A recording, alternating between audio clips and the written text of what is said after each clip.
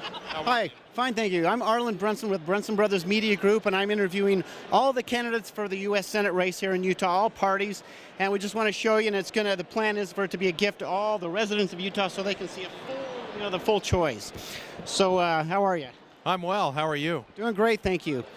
Just a couple of questions. First is, the theme sort of is the oath of office. Could you tell, a lot of viewers don't even know what the oath of office is. Could you kind of explain to them what it is? Well, the oath of office is I'm taking that office for the 3 million of the best constituents of the state of Utah, and I represent them. The seat does not belong to the individual. It belongs to the people, and I will represent that seat and the people of Utah and bring a consensus together. Okay, that sounds pretty good. It seems that some political groups or some parties seem to they sort of brag that they understand the Constitution better than other parties. How do you feel about that? Well, they can brag all they want. I believe we all love the Constitution. We all know what needs to be done. They can brag about the Constitution, but what about loving your neighbor or helping people in need? That's what I'm about. I'm for bringing groups together. I'm the guy that will win on November 2nd, and I need your help and everyone else's support. Well, it seems that the Constitution is for that purpose, to love each other and to all be united and everything together. So maybe you have a better, a better foundation or a better belief in the Constitution than some other folks that we won't mention. What do you think? Why don't we just say my belief is I was raised in a Democratic household. I was taught to share and to take care of those in need. And if that all falls under the Constitution, I don't want to wear the Constitution on my sleeve. I'm here. I'm a business owner.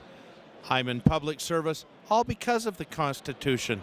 I am who I am and live within these borders, and I'm very blessed to do so. So I'm going to take what's in the Constitution and live it in my daily life, and even when I go to church, I'm going to remember it.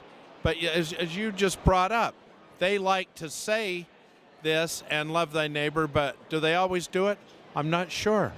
I know who I am, and I know what I'll do.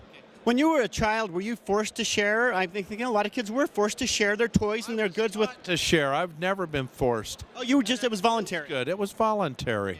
Do you think it should be that way in the U.S., or do you think we should be forced to share? Well, it depends on what circumstance or situation. We should share and all be in it together. It should be, there's a word called. Should we be forced, or should it be voluntary? There's a word called team.